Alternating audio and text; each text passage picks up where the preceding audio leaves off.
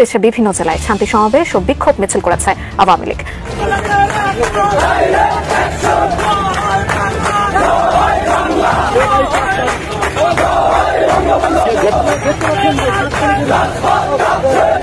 বাংলাদেশে না সারা বাংলাদেশে আমরা আন্দোলন চালাম, এটা মিস্টেক। আমরা স্পষ্টভাবে বলে দিতে চাই, আমরা রক্ত দিতে শিখে গেছি, আমরা কিন্তু বুলেটের ভয় পাই না। এনসিপি একটা ফেসবুকে পোস্ট করলে কিন্তু গণঅভ্যুত্থানের সময় লাখ লাখ মানুষ জড়ো হয়ে গেছে, সেই মানুষগুলো এখন কেন আসতেছে? বিতর্ক কিন্তু সামনে আসতেছে, অনেকে রিসোর্ট কিনতেছে, অনেকে ফ্ল্যাট কিনতেছে, 1 কোটি টাকা নিচে নাকি কোনো তদবিরই করে না। মাসুদ কিন্তু এখন সে হাতিয়াতে যায়, কিন্তু প্রাডো গাড়িতে, সাতখোলা গাড়িতে যায়। এই যে নতুন রাজনীতির কথা বলে তারা আবার ওই পুরাতন রাজনীতির দিকে আসলে ফিরে যাচ্ছে। 3 মাস হতে পারলো না, এখনই এত বিতর্ক। এগুলো আসলে মানুষকে আসলে এখন আর আকৃষ্ট করছে না। একটাই সরকার দরকার, শেখ হাসিনা সরকার বারবার দরকার। একটাই সরকার, আর কোন সরকার আমরা চাই না। শেখ হাসিনা সরকারের টাইমে 4 ঘন্টা কাম করছি, 800-1000 টাকা পকেটে নিছি। এখন 9 ঘন্টা কাম কইরা 300 টাকা পকেটে নিতে পারি না। নাইলে বইনা দেখেন পকেটে কয় টাকা আছে। এই যে সকালে ভাই 400 টাকা পকেটে নাই, বাল বাচ্চা কি খাইবো? 15,000 টাকা ঋণ। এদেশে খুব অল্প সময়ের মধ্যে শেখ হাসিনা প্রত্যাবর্তন ঘটবে এবং খুব অল্প সময়ের মধ্যে তারা নির্বাচনে অংশগ্রহণ করবে, এবং তারা যদি নির্বাচনে অংশগ্রহণ করে তাহলে কি হবে? একটা খবর পেলাম, ব্রেকিং নিউজ, চীনের প্রধান সংবাদ মাধ্যম সিনহুয়া ইউনুস সরকারকে অবৈধ ঘোষণা করলো। সেনাপ্রধান যে 18 মাসের তত্ত্ব দিয়েছিলেন যে 18 মাসের মধ্যে নির্বাচন হতে হবে এবং 18 মাসের মধ্যেই নির্বাচন হবে, সেই তত্ত্ব সম্ভবত থাকছে না। যখন সেই তত্ত্ব থাকছে না, তখন সেনাপ্রধান কোন পথে হাঁটবেন? সেনাপ্রধানটি এখানে কোনো ভূমিকা পালন করবে? বাংলাদেশ যত দিন যাচ্ছে গোটা বিশ্ব দরবারের রাজনীতিতে একটা টার্গেট হয়ে দাঁড়াচ্ছে, এবং দেখা যাচ্ছে বাংলাদেশ নিয়ে চীন, ভারত, আমেরিকা এবং পাকিস্তান তারা নানা পরিকল্পনায় উদ্যত হয়েছে। এবার কি করবেন মোহাম্মদ ইউনূস? এনসিপি জাতীয় নাগরিক পার্টি, কথায় আছে যে যেই গাছটা খুব দ্রুত বড় হয় সেটা আবার খুব দ্রুতই ঝড়ে পড়ে যায়। তবে ঝড় ছাড়াই নিজেরাই কি বাগান থেকে সরে যাওয়ার চিন্তা? আমি আমার প্রত্যেকটা ভিডিওতে বলে থাকি, বাংলাদেশ আওয়ামী লীগের কর্মীদের মনোবল চাঙ্গা করতে হবে এবং সকলকে সংগঠিত করতে হবে। আস্তে আস্তে করে বাংলাদেশ আওয়ামী লীগের কর্মীরা বাহির হয়ে আসবে এবং বাংলাদেশের প্রত্যেকটা জায়গায় তারা মিছিল সংগঠিত করবে। তারই ধারাবাহিকতায় আজকে সকাল 7টার দিকে শাহজালাল বিমানবন্দর এলাকার আশপাশে প্রায় 300 থেকে 400 সংখ্যক লোক একসাথে হয়ে একটি বিক্ষোভ মিছিল সংগঠিত করে। আসসালামু আলাইকুম রহমতুল্লাহ, সবাই কেমন আছেন? আশা করি সবাই অনেক অনেক ভালো এবং সুস্থ আছেন। সবাইকে স্বাগতম জানাচ্ছি আমাদের আরেকটি নতুন ভিডিওতে। প্রতিদিনের মতো আমি আপনাদের রিয়াদ ফারুকী আবারও চলে আসলাম নতুন একটা ভিডিও নিয়ে। দর্শক, আপনারা সবাই ইতিমধ্যে বুঝতে পেরেছেন আজকের ভিডিওটা কতটা গুরুত্বপূর্ণ হতে চলেছে। দেশের যে বর্তমানে যে রাজনীতির যে চলমান পরিস্থিতি চলতেছে তারই ধারাবাহিকতায় আজকের ভিডিওর শুরুতে বেশ কিছু অংশ বিষয় থেকে বুঝতে পেরেছেন আজকের ভিডিওটা কতটা গুরুত্বপূর্ণ হতে চলেছে। তাই আমি আর বিষয়টা নিয়ে বিস্তারিত বলবো না, কারণ বিস্তারিত বলতে গেলে ভিডিওটা অনেক লম্বা হয়ে যাবে। তাই আমি সংক্ষেপে করার ক্ষেত্রে আপনাদেরকে মূল আলোচনা নিয়ে যাচ্ছি। তার আগে আপনাকে একটি অনুরোধ জানিয়ে রাখতে চাই, যারা আমাদের চ্যানেলটিতে এখনো নতুন আছেন প্লিজ দয়া করে আমাদের চ্যানেল সাবস্ক্রাইব করে সাথে থাকবেন। আর বেশি কথা না পারে আমরা ধারাবাহিকভাবে একটু ভিডিওটা দেখে আসবো। আজকের এই ভিডিওটার মাধ্যমে অনেক গুরুত্বপূর্ণ তথ্য জানতে পারবেন। চলুন আমরা একটু বিস্তারিত খবর পেলাম, ব্রেকিং নিউজ, চীনের প্রধান সংবাদ মাধ্যম সিনহুয়া ইউনুস সরকারকে অবৈধ ঘোষণা করলো। এটা অনলাইন পত্রিকা, এটা কোথা থেকে আসছে? স্বাধীন বাংলা নিউজ 24/7 বাংলা spot.com।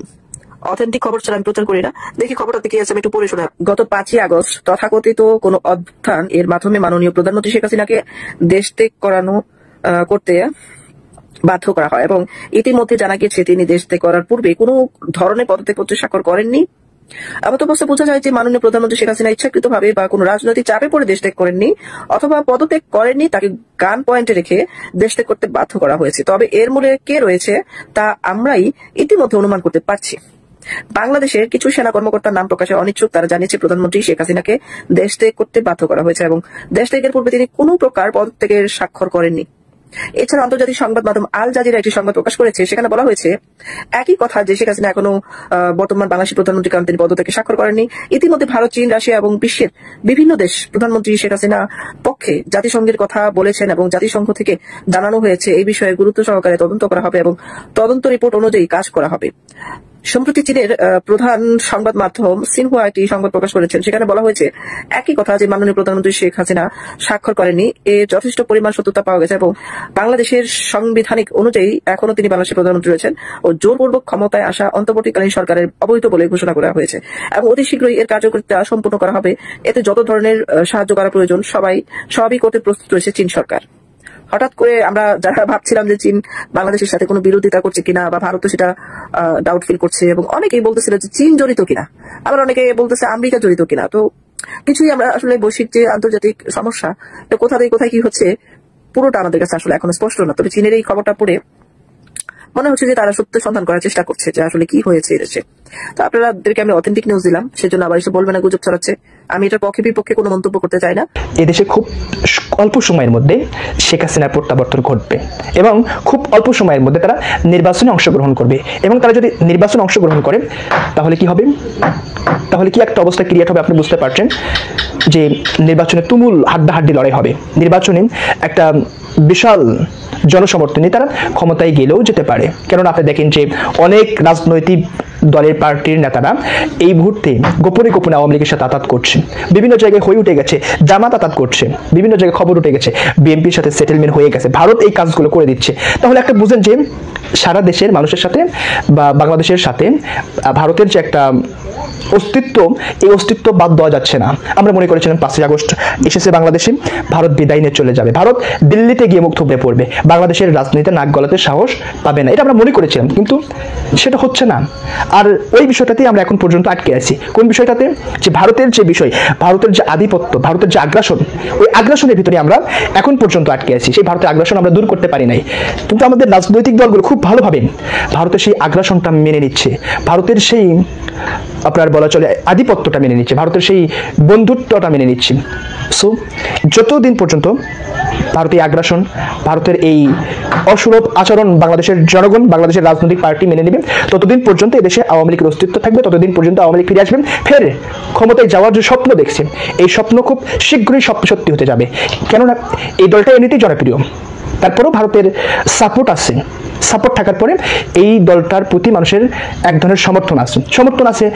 মুক্তিযুদ্ধের দল, মুক্তিযুদ্ধের বয়ান আছে, ফেরি আছে, এই বিষয়গুলো কিন্তু ক্যারি করার চেষ্টা করছে, ক্যারি করে রাজনীতিকে পুঁজি করে, জনগণকে পুঁজি করে ফের ক্ষমতায় যাবে, এটাই বাস্তব। এখন আমাদের দলের দেশে যে রাজনৈতিক দলগুলো রয়েছে, বিএনপি, জামাত, এনসিপি, এরা যেভাবে রাজনীতি করছে, সবার রাজনীতি ভুলে পড়া রাজনীতি। এই যে ভুলে পড়া রাজনীতি যদি থাকে, আওয়ামী লীগ খুব সহজেই এন্ট্রি নেবে, খুব সহজেই ক্ষমতায় যাবে, এটাই সত্য, এটাই বাস্তব।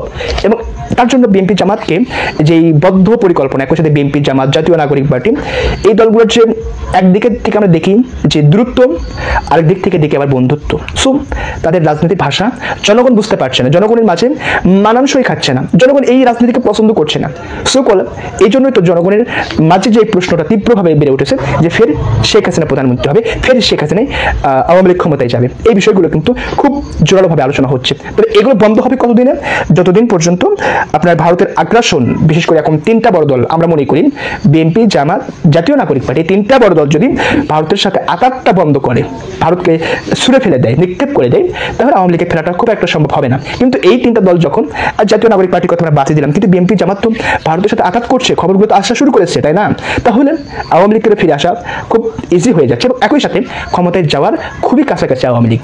নির্বাচন নিয়ে যখন তালবাহানা চলছে, তখন গত বছরই সেনাপ্রধান যে কথাটা বলেছিলেন, যেটা নিয়ে অনেক তর্ক বিতর্ক হয়েছে, সরকারের মধ্যে নানা রকমের বিরূপ প্রতিক্রিয়া দেখা গেছে। সেনাপ্রধান বলেছিলেন যে 5 আগস্ট থেকে 18 মাসের মধ্যে নির্বাচন হবে। সেই 18 মাসের তত্ত্ব অনুযায়ী ধরেই নেওয়া হয়েছিল যে এবছরের ডিসেম্বরের মধ্যেই নির্বাচন হবে, কিন্তু সেটা সরকার করতে চায় না। সরকার আগামী জুন পর্যন্ত সময় নিতে চায়। কিন্তু আগামী জুন পর্যন্ত যদি সরকার সময় নিতে চায়, তাহলে সেটা কিভাবে সময় নেবে? আগামী বছরের ফেব্রুয়ারির শেষের দিকে রোজা, মার্চের শেষের দিকে ঈদ, এরপরে মার্চের পরে আসবে এপ্রিলে কালবৈশাখী শুরু হবে। এপ্রিল থেকে আর নির্বাচন করার কোনো অপশন থাকবে না সরকারের হাতে, কারণ কালবৈশাখী বৈশাখ মাসে, বৈশাখ, জ্যৈষ্ঠ, আষাঢ়, শ্রাবণ, এই সময়ে কোনোভাবেই নির্বাচন করা সম্ভব নয়, কারণ নির্বাচনের জন্য প্রাকৃতিক অবস্থা ভালো থাকা খুবই জরুরি। সেই কারণেই সাধারণত বাংলাদেশের নির্বাচন শীতকালে হয়।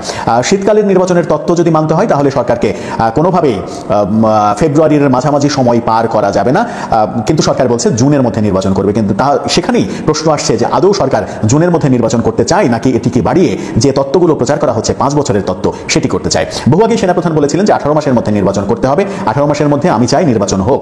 সরকার থেকে তার প্রতিবাদ করা হয়েছিল, স্বয়ং প্রধান উপদেষ্টা এটার প্রতিবাদ জানিয়েছিলেন, বিদেশি একটি সংবাদ মাধ্যমে বলেছিলেন যে এটা সেনাবাহিনী প্রধানের ব্যক্তিগত কথা, এটা তার কথা, এটা সরকার যখন বলবে, সরকার যে কথাটা বলবে সেটাকেই ভাববেন যে সরকারের কথা, অন্য কেউ বললে এটা সরকারের কথা নয়। তার মানে হচ্ছে সেনাপ্রধানকে এক ধরনের তুচ্ছ তাচ্ছিল্য করেছিলেন। এরপরে সেনাপ্রধান একাধিকবার বলেছেন যে 18 মাসের মধ্যেই নির্বাচন হতে হবে, ডিসেম্বরের মধ্যেই নির্বাচন হবে, কিন্তু সরকার সেই তত্ত্বে হাঁটছে না। সরকার যখন সেই তত্ত্বে হাঁটছে না, তখন সেনাপ্রধানের যে আরেকটি তত্ত্ব গত ফেব্রুয়ারির 25 তারিখে যে কথাটাকে কেন্দ্র করে এই বৈষম্য বিরোধী আন্দোলনের সাবেক নেতারা নানা রকমের কথাবার্তা বাজারে ছড়ানোর চেষ্টা করেছে, সেনাপ্রধান নিয়ে নানা রকমের বাজে কথা বলেছে, যেখানে সেনাপ্রধান বলেছিলেন যে ইনক্লুসিভ নির্বাচন করতে হবে, সবাইকে নিয়ে নির্বাচন করতে হবে, যেটা মূলত আন্তর্জাতিক চাপও রয়েছে সবাইকে নিয়ে নির্বাচন করার। সেখানেই অনেকের আপত্তি যে ইনক্লুসিভ নির্বাচন মানে যদি আওয়ামী লীগকে নির্বাচনের সুযোগ দেওয়া হয় তাহলে সেটা কোনোভাবেই হতে দেওয়া হবে না। কিন্তু যারা সুস্থভাবে চিন্তা করেন তারা বলেন যে রিফাইন্ড আওয়ামী লীগ কিংবা পরিশুদ্ধ আওয়ামী লীগের যারা দোষী নয়, দল হিসেবে তো আওয়ামী লীগের কোনো দোষ নেই, আওয়ামী লীগের কিছু মানুষ দোষ করেছে, আওয়ামী লীগ সরকারের কিছু মানুষ দোষ করেছে, সেই দোষ করা মানুষগুলোকে বাদ দিয়ে আওয়ামী লীগ যদি নির্বাচন করতে চায় তাহলে গণতন্ত্রের কোন ধারায় আপনি তাকে নিষেধ করবেন? তাকে নিষেধ করার তো কোনো উপায় নেই। সেই কারণেই আন্তর্জাতিক তত্ত্ব আসছে যে ইনক্লুসিভ নির্বাচন করতে হবে, আওয়ামী লীগকে নির্বাচন করতে দিতে হবে। সরকারও মোটামুটি একমত যে আওয়ামী লীগকে তারা নির্বাচন করতে দিতে বাধ্য, এক ধরনের বাধ্য। কিন্তু এই এনসিপি যেটা গত 28 ফেব্রুয়ারি জন্মলাভ করেছে এই নতুন দল, সেই নতুন দল থেকে বারবার বলা হচ্ছে যে আওয়ামী লীগকে কোনো ধরনের সুযোগ দেওয়া হবে না। ইনক্লুসিভ নির্বাচন তার মানে তারা চায় না। তার মানে হচ্ছে সেনাপ্রধানের দুইটি তত্ত্বই কাজে দিচ্ছে না সরকার, এবং সরকারের ঘনিষ্ঠজনরা সেনাপ্রধানের এই তত্ত্বগুলোকে কোনোভাবেই গুরুত্ব দিতে চাচ্ছে না। তাহলে সেনাপ্রধান এখন কি করবেন? সেনাপ্রধান কি চুপ করে থাকবেন? সেনাপ্রধান 5 আগস্টে যখন শেখ হাসিনা সরকারের পতন হয় তখন কিন্তু তার প্রথম ভাষণে একটা কথা বলেছিলেন যে আমি দায়িত্ব নিচ্ছি, আমার উপরে আপনারা ভরসা রাখুন, সবকিছু ঠিকঠাক ভাবে চলবে, আমি দায়িত্ব নিয়ে বলছি। অর্থাৎ সেনাপ্রধান একটা দায়িত্ব নিয়েছিলেন, পরবর্তী সরকার গঠন, পরবর্তী নির্বাচন সবকিছুই সেনাপ্রধানের একটা দায়। সেনাপ্রধান একটা সাংবিধানিক পোস্ট, সুতরাং তিনি দায় এড়াতে পারেন না। তিনি দায় এড়িয়ে কি চুপচাপ বসে থাকবেন? আমার মনে হয় না যে চুপচাপ বসে থাকবেন। বাংলাদেশ যত দিন যাচ্ছে গোটা বিশ্ব দরবারের রাজনীতিতে একটা টার্গেট হয়ে দাঁড়াচ্ছে এবং দেখা যাচ্ছে বাংলাদেশ নিয়ে চীন, ভারত, আমেরিকা এবং পাকিস্তান তারা নানা পরিকল্পনায় উদ্যত হয়েছে। এবার কি করবেন মোহাম্মদ ইউনূস? বাংলাদেশ ক্রমশই বিশ্বের রাজনীতিতে টার্গেট হয়ে যাচ্ছে। দেখা যাচ্ছে বাংলাদেশ নিয়ে ভারত, আমেরিকা ও পাকিস্তান, চীন নানা রকম পরিকল্পনায় উদ্যত হচ্ছে। একদিকে যেমন দেখা যাচ্ছে পাকিস্তান ও চীন, অন্যদিকে দেখা যাচ্ছে আমেরিকাও বাংলাদেশের বিভিন্ন বিষয়ে ভারতের বিভিন্ন পদক্ষেপকেই সমর্থন জানিয়েছে। এই খণ্ডযুদ্ধের আবহে একটি খ্রিস্টান রাজ্যের কথা উঠে আসছে, যেখানে আমেরিকার দীর্ঘদিনের পরিকল্পনা ছিল ভারতের মিজোরাম ও নাগাল্যান্ডের একটি অংশ এবং মিয়ানমার ও বাংলাদেশের বান্দরবানের একটি অংশ নিয়ে একটি খ্রিস্টান রাষ্ট্র গড়ে তোলার। উল্লেখ্য, আমেরিকার এই খ্রিস্টান রাষ্ট্র গড়ে তোলার পরিকল্পনা এবং তারপরে প্রায়শই আমেরিকার শীর্ষ আধিকারিকদের বাংলাদেশ সফরে কিছুটা মনক্ষুণ্ণ হয়েছে ভারতের। ভারতের তরফে এই খ্রিস্টান রাষ্ট্র নিয়ে ডোনাল্ড ট্রাম্পকে বেশ কিছু মতামত পোষণ করা হয়েছে। ভারত এই বিষয়টিকে একেবারেই গ্রহণ করতে পারছে না। ইতিমধ্যে ট্রাম্প প্রশাসন ভারতকে আশ্বস্ত করেছে যে খ্রিস্টান রাষ্ট্র গড়ে তোলা ছিল পূর্বতন জো বাইডেন প্রশাসনের একটি ডিপ স্টেটের ষড়যন্ত্র। মূলত ভারত, বাংলাদেশ ও মিয়ানমারের অংশ নিয়ে এই খ্রিস্টান রাষ্ট্র গড়ে তোলার পরিকল্পনা ছিল। অর্থাৎ বর্তমান ট্রাম্প প্রশাসনের এই ধরনের খ্রিস্টান রাষ্ট্র গড়ে তোলার কোনো পরিকল্পনা নেই এবং মিয়ানমারের সশস্ত্র বিদ্রোহী গোষ্ঠী আরাকান আর্মির দিকে নজর রয়েছে আমেরিকার, সেই কথাই জানিয়েছে ট্রাম্প প্রশাসন।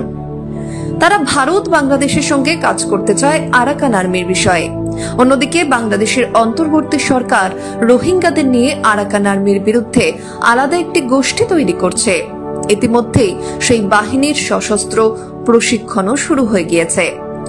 জানা যাচ্ছে আমেরিকার এই খ্রিস্টান রাষ্ট্র গঠনের নীতি এবং বাংলাদেশের রোহিঙ্গা সংগঠন নিয়ে অসন্তোষ প্রকাশ করেছে ভারত। এরপরে ভারত রাশিয়াকে অনুরোধ জানিয়েছে ইন্দো প্যাসিফিক সংক্রান্ত এই বিষয়ে রাশিয়ারও যেন ভূমিকা থাকে এই পরিকল্পনায়। প্রসঙ্গত, সদ্য বাংলাদেশের সেনাপ্রধান জেনারেল ওয়াকারুজ্জামান রাশিয়া সফর সেরে দেশে ফিরেছেন। জানা গিয়েছিল এই সফর চলাকালীন তিনি রাশিয়ার বিভিন্ন সামরিক এবং বেসামরিক কর্মকর্তাদের সঙ্গে বৈঠকে বসেছিলেন। এদিকে দেশে তার অবর্তমানে সেনাবাহিনীর 5 সেনাকর্তাকেও গৃহবন্দী করার মতো খবর উঠে এসেছিল। আর এরপরেই রুশ যুদ্ধজাহাজ প্রবেশ করে বাংলাদেশে এবং এরপর দেখা গেল সেগুলি অনেকটাই ভারতের সীমান্তের কাছেও চলে গিয়েছে। জল্পনা তৈরি হচ্ছে, ভারত কি তবে এই খবর আগেই পেয়েছিল? Bureau report, news. এনসিপি, জাতীয় নাগরিক পার্টি, কথায় আছে যে যেই গাছটা খুব দ্রুত বড় হয় সেটা আবার খুব দ্রুতই ঝরে পড়ে যায়। তবে ঝড় ছাড়াই নিজেরাই কি মানে বাগান থেকে সরে যাওয়ার চিন্তা? দেশের মানুষকে নানান স্বপ্ন দেখানো যে দলটা, মানে তাদের কি রাজনৈতিক নিবন্ধন আছে এখন পর্যন্ত? আপনি কি জানেন যে ইসির একটা ঘোষণা আছে যে নতুন দলের নিবন্ধনের জন্য, মানে আগামী জাতীয় সংসদ নির্বাচন যদি ডিসেম্বরে হয় অথবা এর আগে বছর হয়, তো সেই দলটার যে কোনো দল তারা নিবন্ধনের জন্য আগামী 20 এপ্রিল পর্যন্ত আবেদন করতে পারবে। আজকে কত এপ্রিল? গুণগণের সম্মত 18 এপ্রিল, হাতে আছে আর 2 দিন। আজকে আবার ফ্রাইডে, তাই না? শনি রবি, শনিবার অফিস খোলা থাকে কিনা জানি না। এখন পর্যন্ত জাতীয় নাগরিক পার্টি দলটা নিবন্ধনের আবেদন করে নাই ভাই। উল্টা গতকালকে থেকে হঠাৎ করে নাহিদ ইসলাম বলতেছে যে এটা না হলে আমরা নির্বাচনে যাব না। আমি গতকালকের ভিডিওতে বলছিলাম, থাকে না যে রুট লেভেল বা গ্রাস লেভেল, একটা গাছের শিকড় যতটা গভীরে যায় গাছটা ততটা ঝড় বৃষ্টি বাতাস সইতে পারে, কিন্তু শিকড় না নিচে প্রার করে উপর উঠে গেছে, যে কোনো একটা ধাক্কা কিন্তু গাছটা পড়ে যাবে, এটাই বাস্তবতা। আর যে কোনো একটা রাজনৈতিক দলের শিকড় হচ্ছে তার নেতা কর্মী একনিষ্ঠ যারা, লাইক আপনি আওয়ামী লীগকে দেখেন, বিএনপিরে দেখেন, জামাতরে দেখেন, ময়রা হোক, বাচ্চা হোক, জিন্দা হোক, মৃত হোক, সবাই কিন্তু দলগুলোর সাথে দীর্ঘদিন আছে। হাইব্রিড একাংশ আছে, তাদের হিসাবটা আলাদা। বাট এই দলটার আত্মপ্রকাশের মেয়াদকালী হচ্ছে 2 মাস। তো এই নেতাকর্মী কি গজাইতে পারছে? পারে নাই। সারা বাংলাদেশে জেলা, উপজেলা, ইউনিয়ন, ওয়ার্ড পর্যায়ে কোনো কমিটি হয়েছে? হাতে গোনা কয়েকটা। রমজানে সর্বোচ্চ 39টি সংসদীয় আসনে নির্বাচনের জন্য তারা ভোট চাইছে, কিন্তু দলের নিবন্ধনের খবর নাই। এই কারণে দলটার কমেডি বাড়ি বলছে, আমার মনে হয় যে সাংবাদিক যিনি আছেন তাসনিম খলিল, এখন তারা বলতেছে যে আরো 3 মাস এই সময়টা বাড়াইতে হবে, আর এটার জন্য তারা আবেদন করেছে। তো এর পর্যন্ত আমি আপনাদের এখানে আরো বেশ কয়েকটা কানেক্টেড নিউজ দিচ্ছি যে আমাদের নির্বাচন কমিশন কি বলছে। তারা যে 3 মাস বেশি চাইছে, নির্বাচন কমিশনার মোহাম্মদ আনোয়ারুল ইসলাম তিনি আপনার গণমাধ্যমকে বলছেন 20 এপ্রিলই হচ্ছে নিবন্ধনের জন্য আবেদন জমা দেওয়ার শেষ দিন। এখন পর্যন্ত সময় বাড়ানোর আর পরিকল্পনা নেই। তাদের বক্তব্য, প্রধান উপদেষ্টা ঘোষিত সময়সীমা টার্গেট করে আমরা ভোটের প্রস্তুতি নিচ্ছি। 3 মাসের মধ্যে নিবন্ধন কার্যক্রম শেষ করে আমরা আগস্ট সেপ্টেম্বরে সংলাপ করতে চাই। আইন অনুযায়ী নিজেদের প্রতীকে নির্বাচন করতে চাইলে সংশ্লিষ্ট দলকে ইসি থেকে নিবন্ধন নিতে হয়। এনসিপি আগামী নির্বাচনে নিজেদের প্রতীকে ভোট করতে চাইলে আগামী 2 দিনের মধ্যেই আপনার নিবন্ধন করতে হবে। অপরদিকে তারা বলছে যে ইসিরও সংস্কার লাগবে, মানে জাতীয় নাগরিক পার্টির বক্তব্য, নাহিদদের বক্তব্য। এই সরকারের বিভিন্ন সংস্কারমূলক কার্যক্রমের মধ্যে নির্বাচন ব্যবস্থা সংস্কারের জন্য একটা কমিশন গঠন করা হয় এবং উক্ত কমিশন একটি প্রতিবেদন সহ তাদের সুপারিশ কর্তৃপক্ষের নিকট দিলেও আজকের দিন পর্যন্ত মৌলিক সংস্কার কার্যক্রমের দৃশ্যমান কোনো অগ্রগতি নেই। নির্বাচন কমিশনের মৌলিক সংস্কার এবং বিদ্যমান আইন যুগোপযোগী না করে বর্তমান নির্বাচন কমিশন রাজনৈতিক নিবন্ধন দলগুলোর নিবন্ধনের জন্য গত 10 মার্চ একটা বিজ্ঞপ্তি প্রকাশ করে। সংস্কারের আগেই তড়িঘড়ি করে বিজ্ঞপ্তি প্রকাশ দেশের রাজনৈতিক এবং সামাজিক পরিমণ্ডলে সমালোচনার জন্ম দেয়। কারুর কাছেই না, শুধু এনসিপির কাছেই। জামাতও খুশি, লন্ডনে বেগম খালেদা জিয়ার সাথে দেখা করে বলতেছে আগামী জানুয়ারিতেই মোটামুটি নির্বাচনটা হয়ে যেতে হবে। বিএনপি বলতেছে ডিসেম্বর, আর এদিকে জানুয়ারি। তা আমাদের প্রশ্ন হলো, নির্বাচন কমিশন এই রুলস ভাঙা এই অবস্থায় মৌলিক সংস্কার সাধন এবং নতুন রাজনৈতিক দল নিবন্ধনের জন্য যে আবেদনের সময়সীমা 90 দিন বাড়াবে কিনা। ফাইনালি আমি বলি, থাকে না যে নাচতে না জানলে উঠান বাঁকা। আসলে এই এনসিপি দলটা টের পেয়ে গেছে, তলে তলে রাজু ভাস্কর আয়সারা ডাক দিলে রুট লেভেলে যাদের নেতা কর্মী নাই।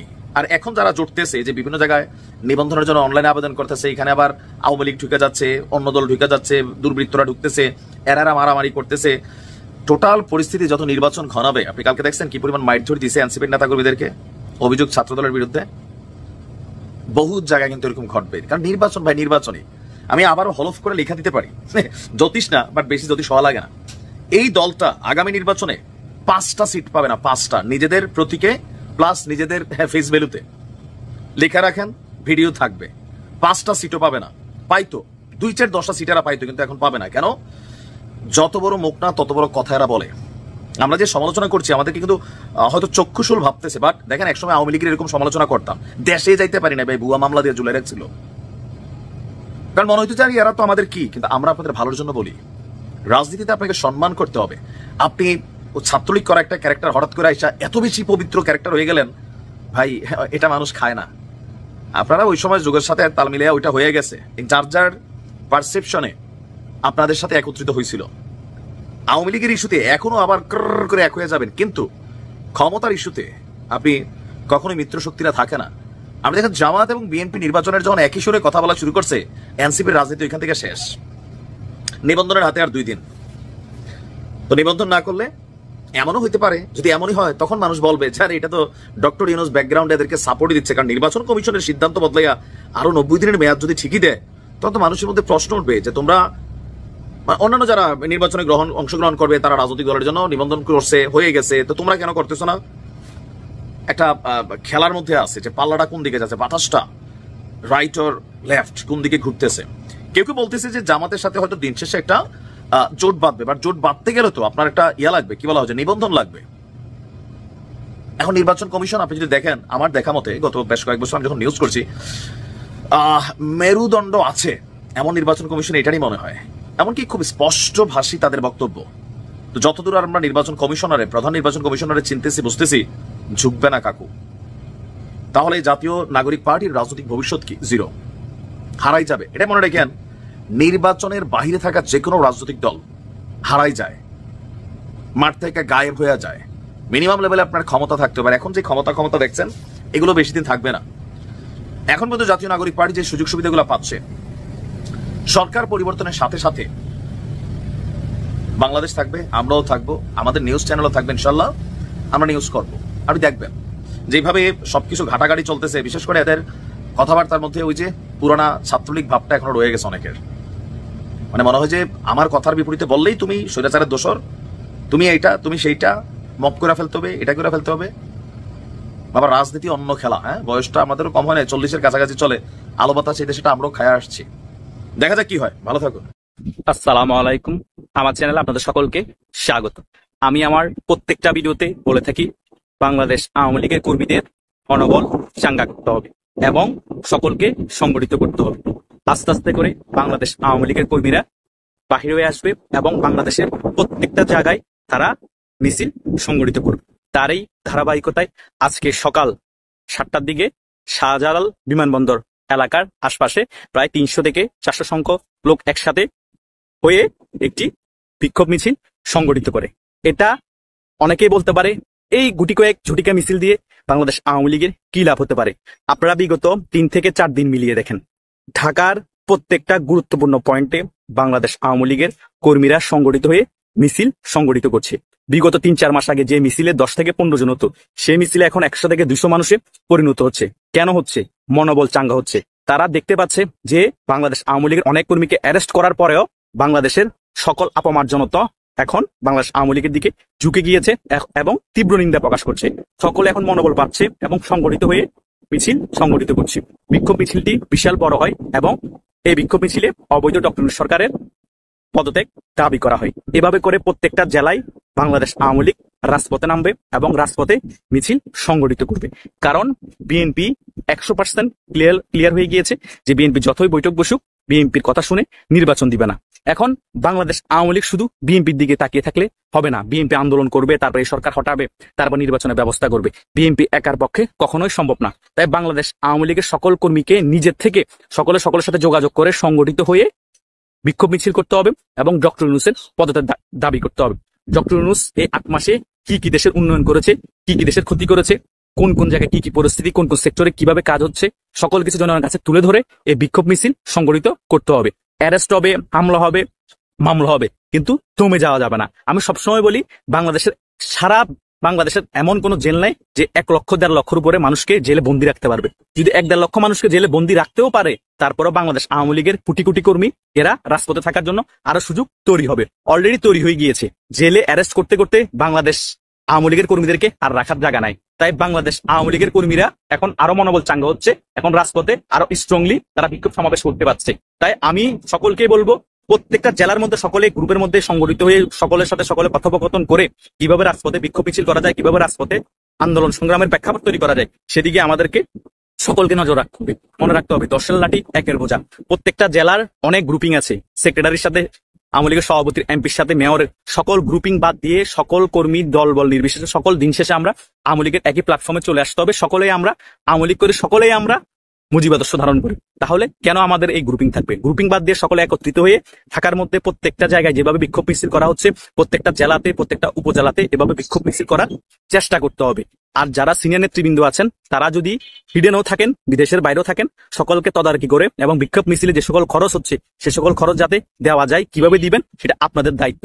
আপনারা অন্তত পরিচালনাটা করতে হবে যোগাযোগের মাধ্যমে। তাহলেই বাংলাদেশ আওয়ামী লীগ আবার রুখে দাঁড়াবে, বাংলাদেশ আওয়ামী লীগ আবার রাজপথ কাঁপাবে। এটাই হওয়া চাই। প্রত্যেক আওয়ামী লীগের সিনিয়র নেতৃবৃন্দর কর্তব্য তাদেরটা তারা পালন করতে হবে, যারা কর্মী তাদেরটা তারা রাজপথে প্রোগ্রাম সংগঠিত করে তারা তাদেরটা পালন করবে। এভাবে করে বাংলাদেশ আওয়ামী লীগ আবার আগের মতো ঘুরে দাঁড়াবে।